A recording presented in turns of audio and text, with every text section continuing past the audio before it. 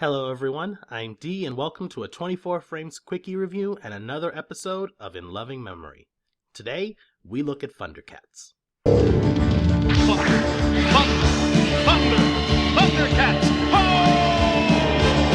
Ho! Two things I should tell you going in. One, when I was a kid, Thundercats was THE show.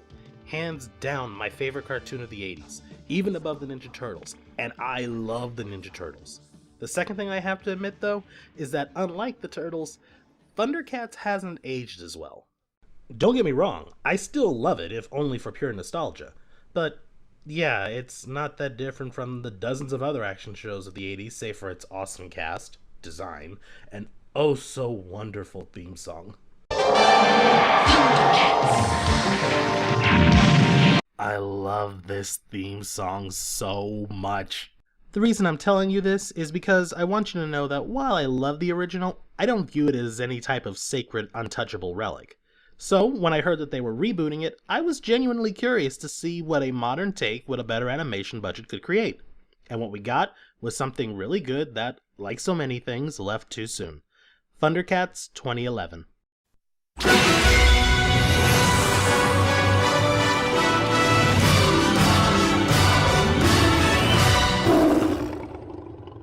First airing on July 29, 2011, the series is an attempt to take the iconic cats and give them a more epic and nuanced story.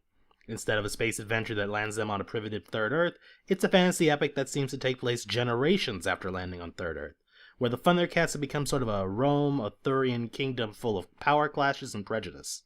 You're not taking this criminal seriously, are you? Criminal? The lizard's only crime is being weaker than the cats. Yeah, the cats in this version are kind of stuck-up, self-righteous, royal, racist assholes. Except for Lion-O, who is our starry-eyed, good-natured, but slightly mischievous prince who dreams of ancient technologies and faraway lands and feels like he was plucked right out of a classic hero's journey story. Why can't he be more like you, Tigra? You're asking for the impossible, Father. Tigra in this version has been rewritten as Lion-O's older adopted brother who is far more suited to lead, but as with all other cats, a complete self-righteous and mildly racist douchebag. You better be very sure you want to do this, because I've got his back. Ha! Ha! Ha! All of us against you two.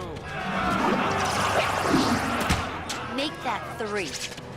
Chitara returns as a cleric who is extremely clever and of course fast and skilled and likable, but could have spared me and a lot of other viewers a completely needless and pointless love triangle. It's pretty clear you made your choice. You're right. I did choose. Years ago. Then why didn't you say something at the beginning so we could skip this plot cul-de-sac? Then you've got Wily Kit and Wily Cat, who are largely unchanged in my opinion. Yeah, they're given the backstory of being runaway thieves, but they're still the same troublemaking but enjoyable kids. Admittedly a lot more fun to watch with the better animation budget. And then there's Snarf, the house cat. Thanks, Snarf. I wonder, is taking the whiny nanny character from the original series and transforming him into your own personal version of Momo brilliant or kinda screwed up? And then, of course... Who are you? Name's Panthro. For those of you who are wondering which Panthro is better, I must remind you of something important. A true Panthro cannot be ranked, for Panthro is boss in all forms that he takes. Though I will admit that this newer, darker tone of the series does allow him to do more. And by more, I mean things like willingly letting both of his arms get taken off in order to take out one of the villains. Worth it. Like a mouse! Okay, so we have a solid cast, the storyline is interesting and engaging, and the art is simply beautiful. As I said, this Thundercats wants to be an epic fantasy adventure, and everything about it emphasizes this. The art direction in this series is simply beautiful. The character designs, the background, the music.